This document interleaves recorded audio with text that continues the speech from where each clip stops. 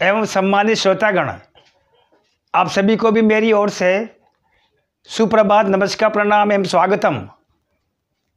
आज के व्याख्यान प्रस्तुतिकरण में बीएससी भाग द्वितीय के समस्त विद्यार्थियों का हार्दिक अभिनंदन। प्रिय विद्यार्थियों, आज जिस विषय पर हम अपना व्याख्यान प्रस्तुत करने जा रहे हैं उसका शीर्षक है ला शातालिया का नियम, जिसको बीएससी भाग द्वितीय के प्रश्न पत्र तृतीय से भौतिक रसायन विषय से अध्याय तृतीय से इकाई तृतीय से रासायनिक साम्य के रूप में चुना गया है। प्रिय विद्यार्थियों,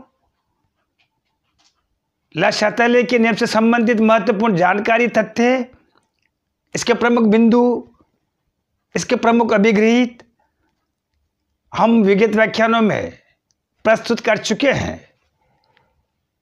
पुनः आज के व्याख्यानों को अग्रसित करने से पहले ला शातालिया के नियम से जुड़े हुए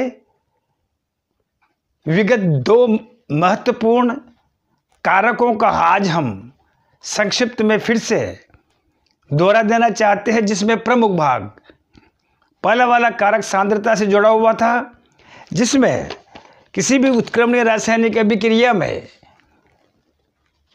क्रिया कारकों की सांद्रता का मान बढ़ाने पर साम्य उस दिशा में विस्थापित होता है जिधर उसके हटने से किए गए परिवर्तन का प्रभाव नष्ट होता हो, अर्थात साम्य जिसमें हम क्रिया कारकों की सांद्रताएं बढ़ाते हैं। ऐसी स्थिति में क्रिया कारक आपस में क्रिया करके अधिक मात्रा में क्रियाफल का निर्माण करते हैं। इसके ठीक विपरीत यदि हम किसी भी उत्क्रमणीय अभिक्रिया में यदि हम क्रियाफल की सांद्रता का मान जो है बढ़ाते हैं, ऐसी स्थिति में क्रियाफल टूट करके अपने मूल क्रिया कारकों का निर्माण करते हैं। द्वितीय कारक में ला शातालिया के नियम में हमने दाब के प्रभाव का अध्ययन किया था, उस पर विस्तार से मंथन किया था, चर्चा की थी, जिसमें दाब बढ़ाने पर साम्य उस दिशा में अथवा साम्यावस्था उस दिशा में विस्थापित होती है जिस ओर मोलों की संख्या अथवा अणुओं की संख्या कम थी।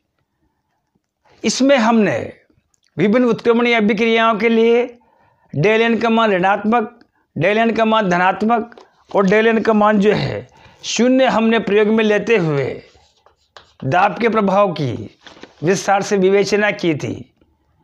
प्रिय विद्यार्थियों, आज हम ला शातालिया के नियम से जुड़ा हुआ एक अन्य महत्वपूर्ण कारक जो है ताप का प्रभाव उत्क्रमणीय रासायनिक अभिक्रियाओं को किस प्रकार से प्रभावित करता है, ये सर्वविदित है। ऊष्मीय रासायनिक अभिक्रियाएं दो प्रकार की अभिक्रियाएं होती है, ऊष्माक्षेपीय अभिक्रिया है और ऊष्मा शोषी रासायनिक अभिक्रिया है।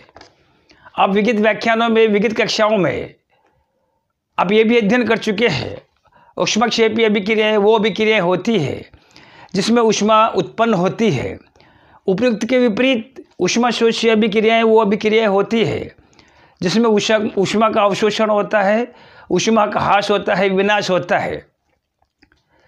इन ऊष्माक्षेपी और ऊष्मा शोषी अभिक्रियाओं में प्राय विद्यार्थियों के दिमाग में एक भ्रम की स्थिति उत्पन्न होती है।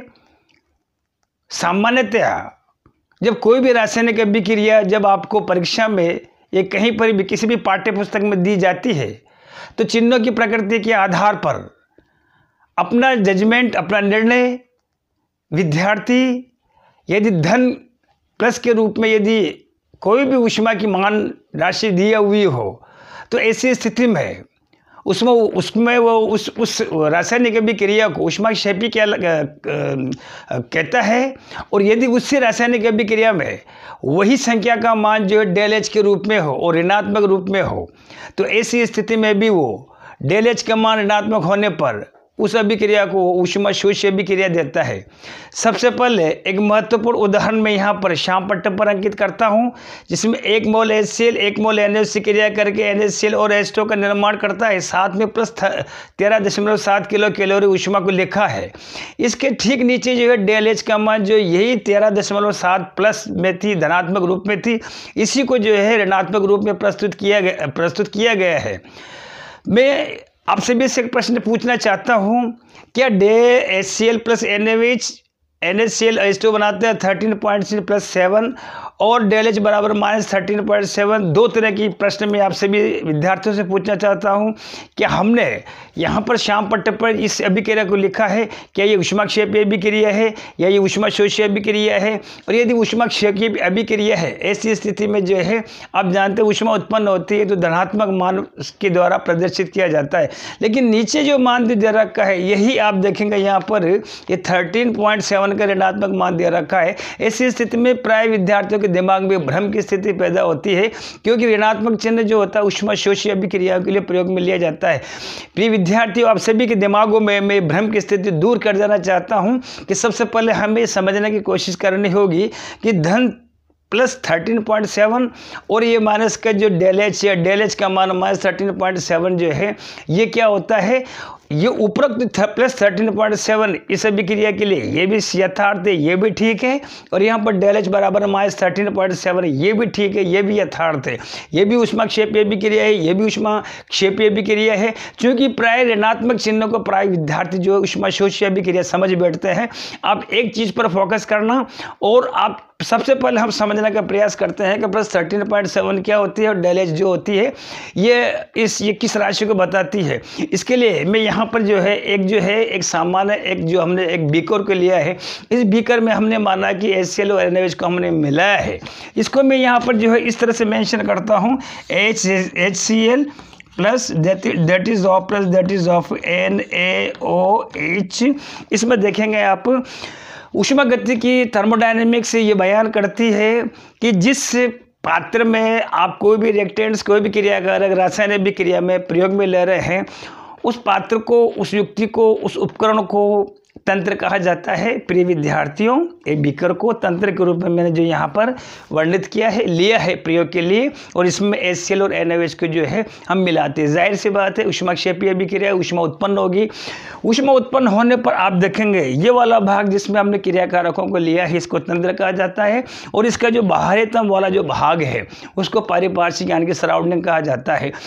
आप सभी से मेरे एक विशेष विनम्र गुजारिश है, अनुरोध है। आप देखेंगे तंत्र के संदर्भ में एंथैल्पी को परिभाषित किया जाता है, जबकि पारिपार्श्विक के संदर्भ में जो है ऊष्मा को परिभाषित किया जाता है। अर्थात तंत्र और पारिभाषिक आप देखेंगे ऊष्मा और जो देखेंगे आप एंथैल्पी जो है एक दूसरे की व्युत्क्रम होती है, ऋणात्मक चिन्ह बराबर लेकिन ऋणात्मक चिन्ह की होती है।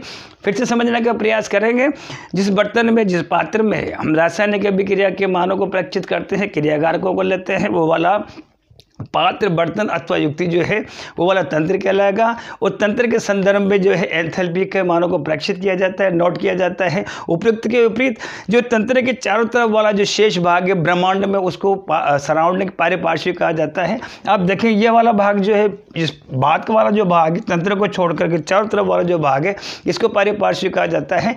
आप देखेंगे जितनी मात्रा जो है ऊष्मा की पारिपार्श्विक में जाकर के जुड़ जाएगी, तो आप ये बोलेंगे पारिपार्श्विक में ऊष्मा की मात्रा जुड़ गई यानी कि प्लस Q हो गई, लेकिन उतनी ही मात्रा तंत्र के संदर्भ में जो है माइनस ΔH के रूप में प्रदर्शित किया जाता है। अर्थात एंथैल्पी का मान तंत्र के संदर्भ में उतनी ऊष्मा की मात्रा जो है कम हो जाती है। अतः तंत्र के संदर्भ में एंथैल्पी और पारिपार्श्विक के संदर्भ में जो हम ऊष्मा के मानों को सुपरिभाषित करते हैं। इस प्रकार प्रिय विद्यार्थियों, एंथैल्पी और ऊष्मा जो है दोनों एक ही मान होते हैं। एक चीज ध्यान में रखिएगा, यदि ऊष्मा जो है धनात्मक रूप में दे रखी है तो आप स्वतः ही जो है उसका ऋणात्मक मान जो है ΔH कर लेंगे, तब भी वो जो है उसका परिणाम प्रभावित नहीं होगा और आप देखेंगे वहाँ पर ऊष्माक्षेपीय अभिक्रिया ही कहलाएगी। और इसके अन्य उदाहरणों को हम आने वाले व्याख्यानों में जो है पुनः सुपरिभाषित करेंगे। तब तक के लिए फिलहाल इतना ही। आप सभी को पुनः कोटि-कोटि धन्यवाद और आभार।